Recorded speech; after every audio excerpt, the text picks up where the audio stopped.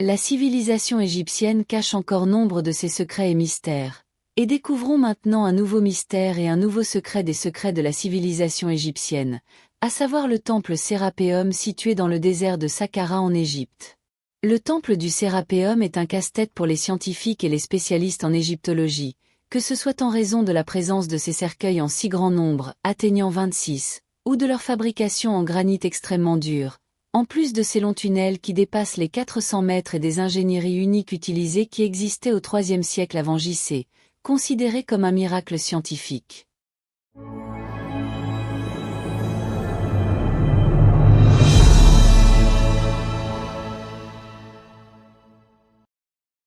Le Sérapéum est le nom donné à tout temple ou structure religieuse dédiée au culte du dieu Sérapi, qui est un culte sacré en Égypte à l'époque grecque qui combine deux des dieux de l'Égypte ancienne, Osiris et Hapi, et dont le but est faire participer les citoyens d'origine grecque et autres d'origine égyptienne au culte du dieu qui combine les attributs des dieux grecs Zeus et Hadès avec les attributs des dieux égyptiens Osiris et Hapi.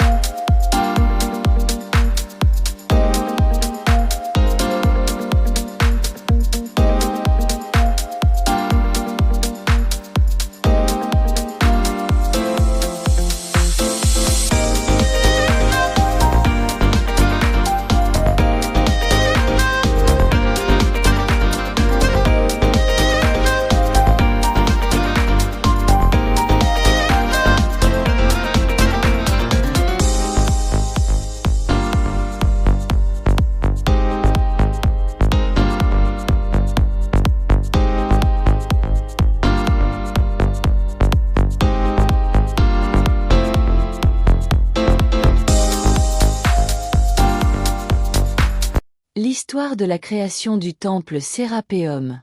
Sa construction remonte au règne du roi Amenhotep III, 1390 à 1352 avant J.C., à la 18e dynastie et à la fin de l'époque, c'est-à-dire au XIIIe siècle avant J.C. Le fils de Ramsès II a creusé un tunnel dans l'une des montagnes avec des dômes sculptés sur ses côtés. Descriptif du passe Sérapéum. Le Sérapéum de Saqqara est constitué d'un ensemble de tunnels et de catacombes d'une longueur de 400 mètres creusés au cœur de la roche du plateau de Saqqara. Il débute par un long couloir de part et d'autre duquel se trouvent 24 chambres funéraires en forme de dôme. Ces chambres ne se font pas face, mais ont été creusées alternativement afin de ne pas créer de pression sur le sol qui a été creusé sur elles. Les murs du tombeau sont décorés d'inscriptions égyptiennes anciennes, et chaque chambre funéraire contient un immense cercueil de granit de différentes couleurs, sur lequel apparaissent plusieurs inscriptions égyptiennes anciennes. Les tunnels du Sérapéum ont une porte, qui est considérée comme l'entrée et la sortie en une seule ligne droite. La vision à l'intérieur des tunnels, même lorsque le soleil est présent, est très sombre, et il n'y a aucune trace de lieu. Les torchers sur les parois du tunnel sont un mystère déroutant qui a incité certains à se demander: y avait-il de l'électricité dans l'Égypte ancienne? De plus, les tunnels ne sont pas creusés dans le sable, mais il est gravé dans les rochers de Saqqara, ce qui nécessite un double effort. Il est incroyable qu'il ait été réalisé uniquement par la main humaine, ce qui ouvre la porte à la question: a-t-il été réalisé avec des machines puissantes et avancées?